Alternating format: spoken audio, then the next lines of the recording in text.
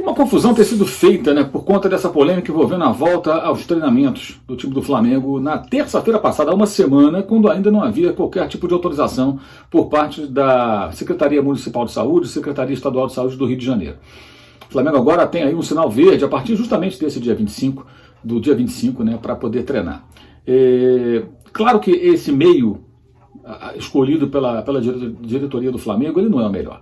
O Flamengo poderia ter feito um outro caminho que seria mais razoável, como fizeram, por exemplo, os times do Rio Grande do Sul. Grêmio Internacional conseguiu a autorização da Secretaria Municipal de Porto Alegre, depois houve uma intervenção do governo do estado, que também colocou ali uma limitação de 25% dos atletas de cada vez dentro do CT, que estava mais ou menos dentro da margem já determinada pelos dois times, e seguiram treinando. É bom frisar também que no Rio Grande do Sul, como acontece no Paraná, onde o Coritiba voltou a treinar na segunda-feira, também antes da autorização ser concedida pela Secretaria Estadual de Saúde, só veio horas depois, e os times de Minas, América, Atlético e Cruzeiro, todos treinando também com autorizações das prefeituras das cidades onde estão localizados os seus CTs. Cada um numa cidade, o Atlético fica em Vespasiano, em Contagem fica o CT do América e em Belo Horizonte o CT do Cruzeiro. Todas as prefeituras deram ok e voltaram às suas atividades. O Flamengo voltou antes. E o Rio de Janeiro, é bom você entender isso, o Rio de Janeiro tem um índice de contaminados e de óbitos, de mortes pela Covid-19 muito superior ao Rio Grande do Sul, ao Paraná e a Minas Gerais. Então esse é um ponto que não pode ser ignorado. A curva no Brasil sobe, a curva com o número de casos vai subindo sem parar. Mas no Rio de Janeiro ela é mais assustadora, o número é mais assustador, como também em São Paulo. Então você não pode tratar os estados como se fossem iguais, cada um vive uma realidade. Aí você pode perguntar, você é contra o Flamengo voltar a treinar? Da maneira que o Flamengo fez, eu acho errado. Mas acho que o Flamengo perdeu uma ótima oportunidade de ser a vanguarda disso aí. E qual seria a saída? O Flamengo diz que tem um protocolo de segurança. Não duvido disso. Tem um protocolo que é seguro, ok. Então por que o clube não procurou as autoridades sanitárias do estado e do município do Rio de Janeiro para obter autorização e treinar, não indo para casa e voltando? Já falei isso outras vezes, vou repetir aqui porque teve gente que não entendeu. O Flamengo poderia voltar a treinar confinando os seus jogadores e os funcionários, sejam 50, 60 pessoas, no CT durante um período de 2, 3 semanas para treinamentos, alimentação adequada e só repouso. Ah, mas como é que faz? O jogador não vai gostar? Desculpa, o jogador de futebol fica confinado na concentração 50 dias, 45 dias quando vai para a Copa do Mundo. O jogador fica confinado em pré-temporada.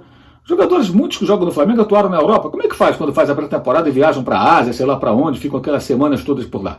Ficam no hotel, sai, treina, volta para o hotel, sai, treina, joga. No máximo os caras têm uma chance de dar um passeiozinho na cidade quando tem um dia, algumas horas de folga. É todo o tempo à disposição do clube. Isso faz parte da rotina deles. Nada demais. Como acontece conosco. Os jornalistas, quando vão cobrir a Copa do Mundo, algum outro evento, a Copa América, ficam um tempão ali à disposição do emprego, trabalhando. Só que tem circulação. Só que nesse momento não é para ter circulação, é para ficar em algum lugar. Só que ao invés de ficar em casa, vão ficar juntos ali treinando por uma questão de segurança. É óbvio que essas pessoas que seriam inseridas dentro do CT para treinar teriam que passar pelo teste e todo mundo negativo. O Flamengo fez isso, até anunciou na segunda-feira. Fez teste com um grupo grande de pessoas e todo mundo deu negativo. Se o Flamengo consegue fazer esse protocolo, elaborar esse protocolo e apresentá-lo, e ele obtém a autorização, ele encontra um meio de colocar os seus jogadores em forma, e isso é muito importante. Para que treinar agora? Não tem jogo. Você não pode começar a jogar amanhã sem treinar. Você tem que ter um período de preparação para que os jogadores retomem a atividade. Não é assim tão simples. Então, eles voltariam a treinar agora, para que no momento em que o futebol possa ser retomado, eles já estarão aptos, preparados. E esse protocolo, com o confinamento dos jogadores, poderia ser adotado pelos demais clubes do Rio de Janeiro. E os com menores recursos, os pequenos, com apoio da Federação Carioca de Futebol, a Federação do Rio de Janeiro. E você teria aí um caminho. O Flamengo perdeu uma grande chance de fazer um papel legal, bacana. Negociando, apresentando, convencendo as autoridades sanitárias de que tem uma proposta interessante, compartilhando know-how com os demais. Gente, isso aí não é uma questão de ajudar o outro. Mas aquele clube não ajudava o Flamengo quando o Flamengo estava mal, endividado, numa roubada. Estamos falando de uma pandemia, é um momento de solidariedade entre as pessoas, é um momento que os clubes têm que se ajudar, todo mundo tem que dar, não pode dar as mãos, então toquem os cotovelos e que se ajudem. Essa é a questão, não é um momento para pensamentos individuais, é um momento para se pensar em algo maior. Será que é impossível que você que está acompanhando esse vídeo não consiga compreender isso? É tão óbvio. E quantos torcedores do Flamengo estão morrendo pela Covid-19? Né? Quantos? Será que a gente vai, pensando especificamente no clube, a gente vai fechar os olhos diante disso? Tratar como se nada estivesse acontecendo? Como se o isolamento social, a qual muitos de nós milhões de pessoas no mundo estão sendo submetidos, se fosse uma bobagem, uma tolice.